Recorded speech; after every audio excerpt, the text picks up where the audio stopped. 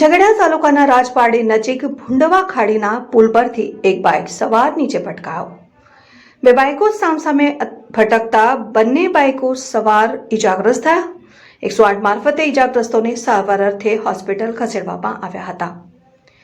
બનાવ સ્થળ પરથી મળતી માહિતી મુજબ ઝઘડિયા તાલુકાના રાજપારડી નજીક ભુંડવા ખાડીના પુલ પર બે બાઇકો સામસામે ભટકાતા એક બાઇક સવાર બાઇક સાથે પુલ પરથી નીચે પટકાયો હતો, જ્યારે અન્ય એક બાઇક સવાર ઇજાગ્રસ્ત થયો હતો. બંને ઇજાગ્રસ્તોને 108 એમ્બ્યુલન્સ મારફતે સારવાર અર્થે ખસેડવામાં આવ્યા હતા. સરદાર પ્રતિમાને જોડતો અંકલેશ્વરથી ઉમરલાસ સુધીનો માર્ગ બિસ્માર હોવાને કારણે કેટલાક વાહન ચાલકો રોંગ સાઇડ પર ચાલવા મજબૂર બન્યા, જેથી અકસ્માતોમાં વધારો થયો છે. રાજપારડી ભુંડવા ખાડીના પુલ પર અકસ્માતને કારણે ટ્રાફિક જામના દ્રશ્યો સર્જાયા.